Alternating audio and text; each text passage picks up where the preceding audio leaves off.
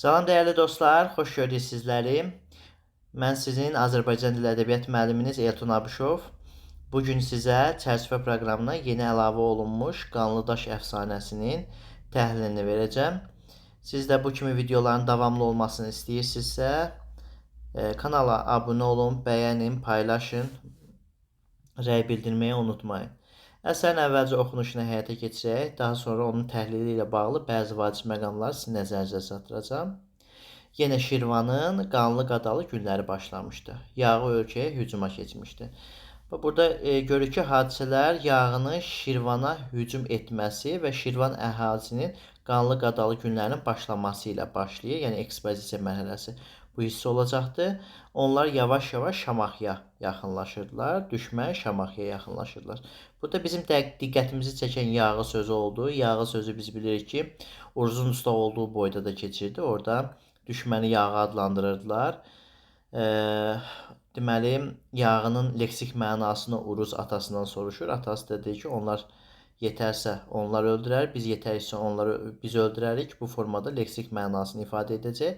Yəni oxşarlıq olaraq hər iki əsərdə düşmənlə mübarizəni götürə bilərik. Uruzun usta olduğu boyda, həmçinin düşmənin yağı adlandırılması hər iki əsərin ortaq cəhəti götürülə bilər. Bundan əvvəl izahını verdiyim Su Həsrəti əfsanəsində də biz əvvəldən görürük ki, işğalçıların hücumu ilə başlayır. Orada karvana hücum edirlər. Burada da işğalçıların Şirvana, yəni Şamaxıya hücum etməsi ilə başlayırdı. Kolanı obasının ərənləri bir yerə toplaşdılar. Dəmirdağı özlərinə igidbaşı təyin etdilər. Deməli, düşmən Şamaxıya yürüş eləyir. Bu Kolanı obası o vaxtı səhv etmirəmsə Qobustan ərazisində olan bir oba olubdu. Düşmən Şamaxıya hücum eləyir. Hələ Şamaxını ələ keçirməyibdi. Onlar Kolanı obasında düşərgə salırlar və bu Kolanı obasının ərənləri də, yəni igidləri, ərən igid deməkdir, bir yerə toplaşırlar, vətəni müdafiəsinə qalxırlar. Belə deyək də, bir partizan dəstəsi kimi vətənin müdafiəsinə qalxırlar və bunların içərisinə igid məğrur Dəmirdağı özləri üçün deməli igidbaşı təyin edirlər. Yəni həmin o partizan dəstəsinin böyüyü təyin edirlər. Ərənlər dağlara çəkildilər. İgidlər, yəni dediyimiz kimi partizan həyat keçəcək, dağlara çəkilirlər.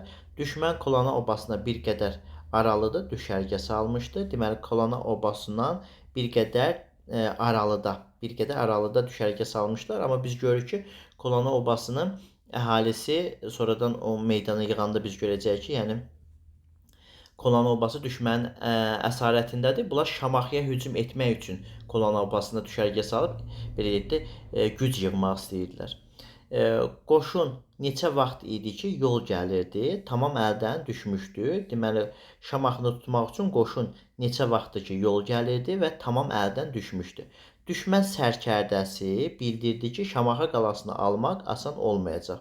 Deməli, burada Şamaxı qalasının alınmasının çətin olduğunu hər hansı bir igid mi deyək, əskər mi deyək, düşmən yağı deyək və yaxud da orduda olan şəxslərdən biri və yaxud da bu sərkərdənin oradakı qoşun başçısının köməkçisi mi deyək, onlar demir. Sırf sərkərdənin özü burada müəyyən bildirir ki, bəs Şamaxı qalasını almaq asan olmayacaqdır. Mütləq yorğun qoşun 3-4 gün istirahət vermək lazımdır. Deməli, Şamaxı qalası burada Şamaxı qalasının belə deyək də mənəvi cəhətdən ucalığını görmüş oluruq. Düşməndən qorunmaq üçün əlverişli bir strateji mövqeyinin olduğunu görürük və bunu nəzərə alır düşmən sərkərdəsi, taktik işlədir. Kolanı obasından bir qədər aralıda bir düşərgə qurur, 3-4 gün qoşunu istirahət vermək istəyir.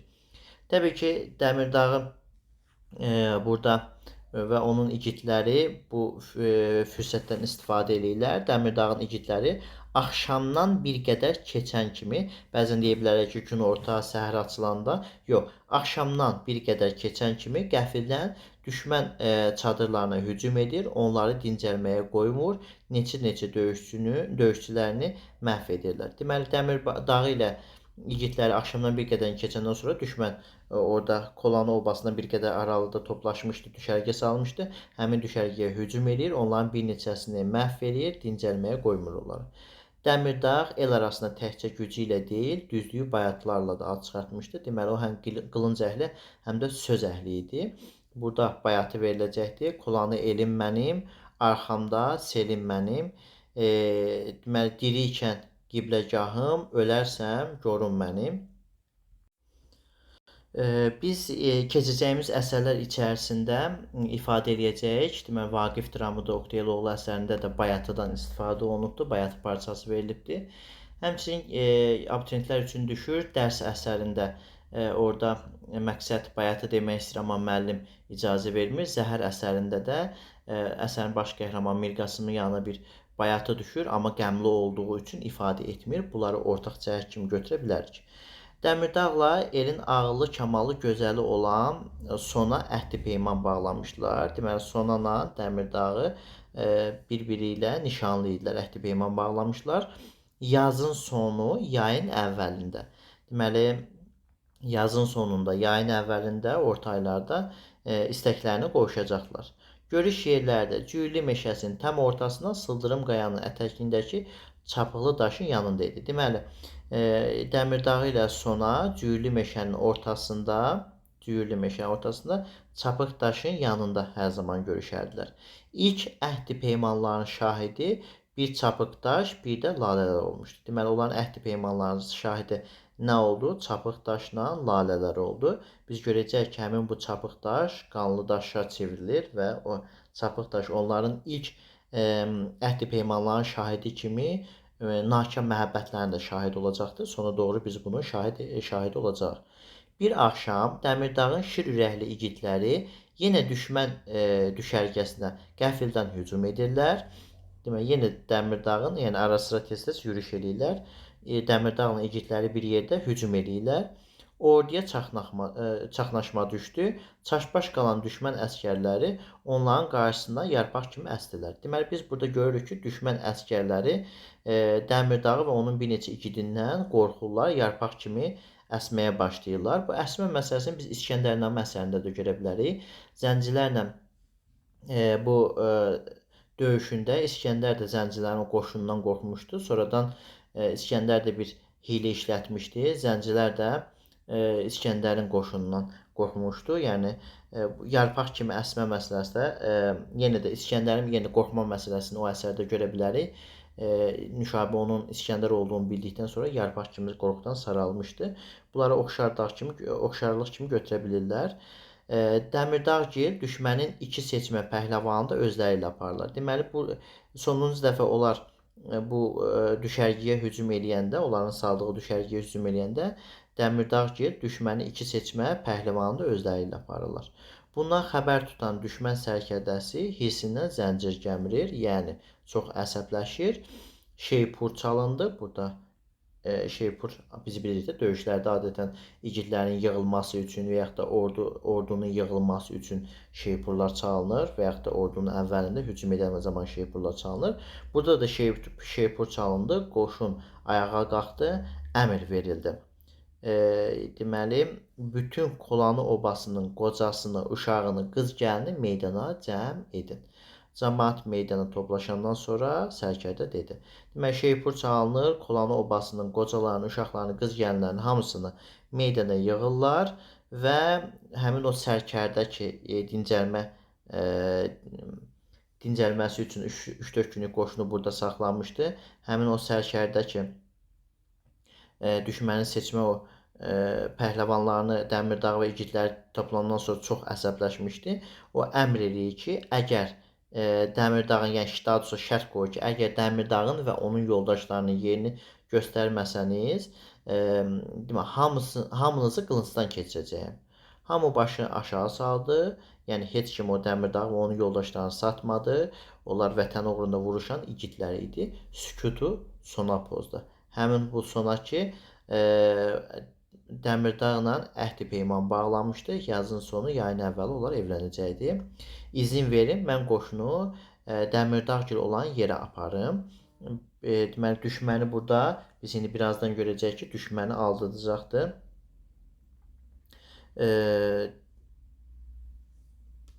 Düşmən onun, belə deyək də, belə deyək, dırnaqarası hiləsinin qurbanı olur və məhv olacaqdır.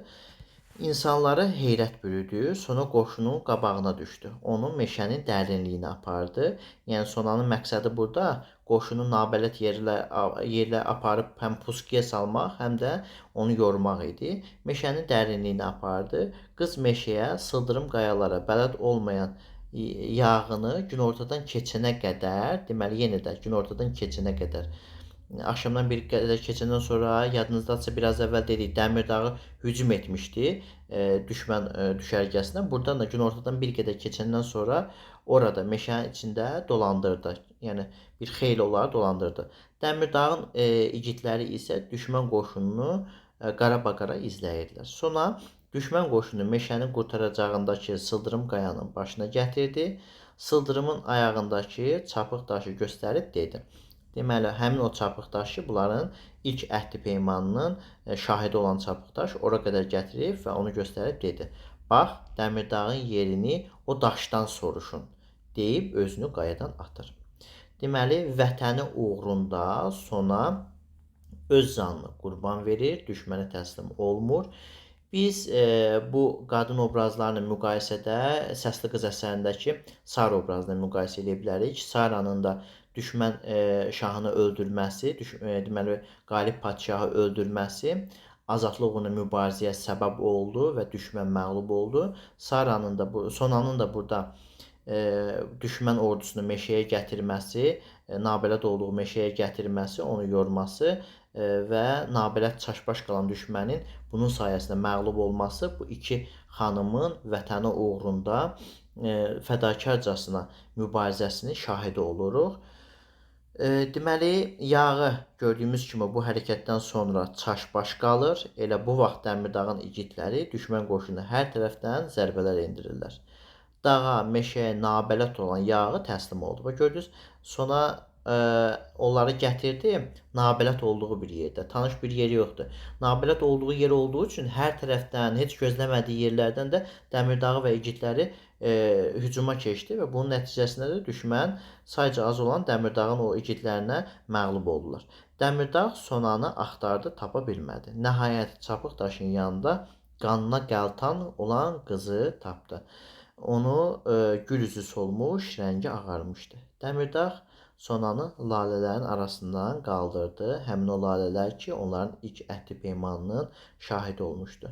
Artıq gec idi. Sona birinci dəfə kibriklərini qaldırıb gülümsədi. Deməli,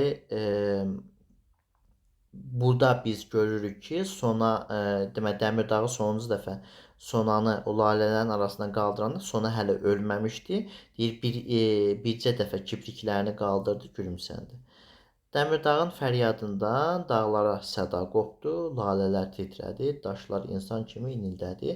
Bu fəryadı biz Leyli və Məcnun da fəryadını görürük. O Leyli öləndə də o bir fəryad çəkmişdi, ah çəkmişdi. Hətta yarı belə deyir, deməli getdiyi o cənnətdən ayrılmışdı. O dərəcədə fəryad etmişdi. Burada da yenə də səda qopardır, lalələr titrəyir, daşlar insan kimi inildəməyə başlayır.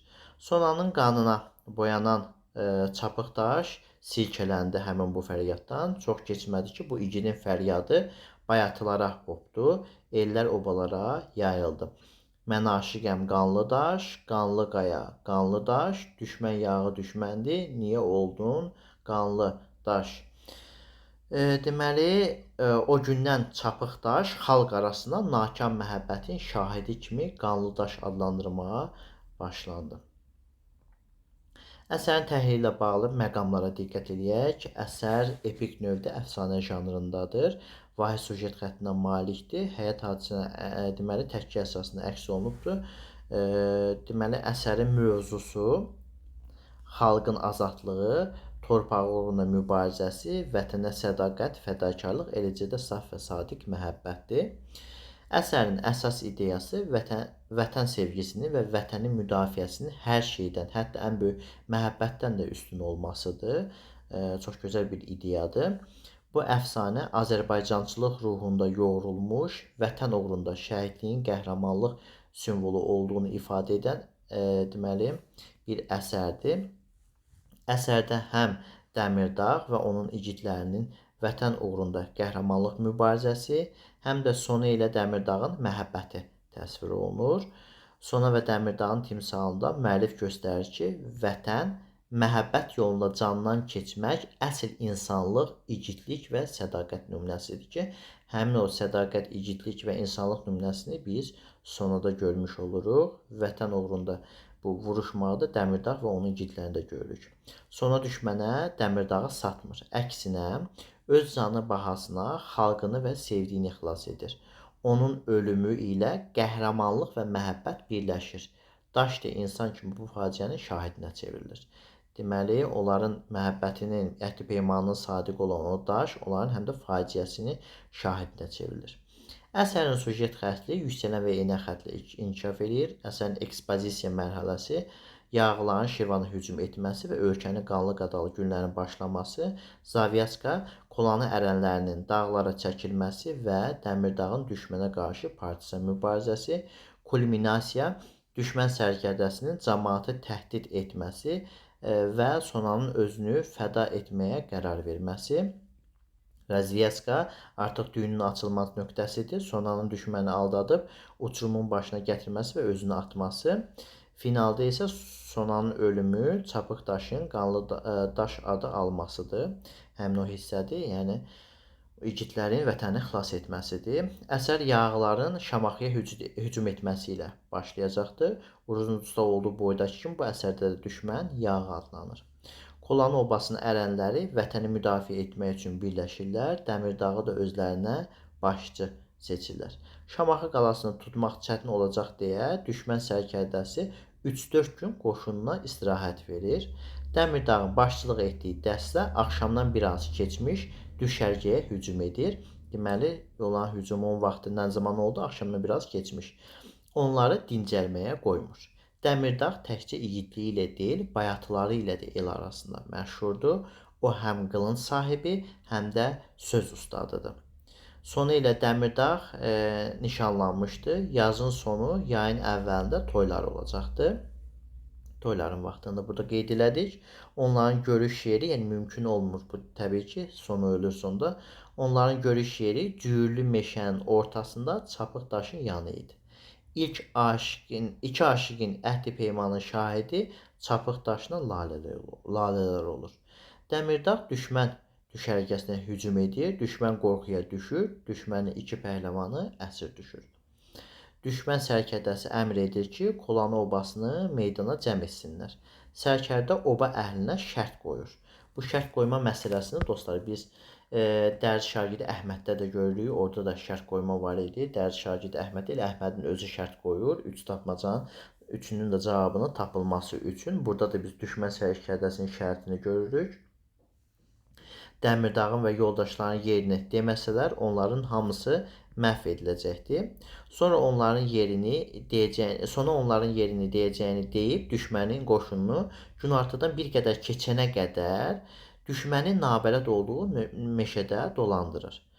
Sonra öz canını düşünmür, xalqını və sevdiyini qorumaq üçün özünü qurban verir.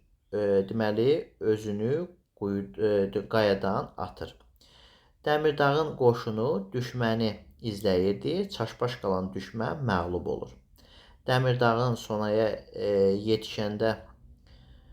yetişəndən sonra sevgilisi ölür, Dəmirdağ fəryad edir. Deməli, Dəmirdağ Sonaya yetişməmişdən əvvəl yox, yetişəndən sonra sevgilisi ölür və Dəmirdağ fəryad edir.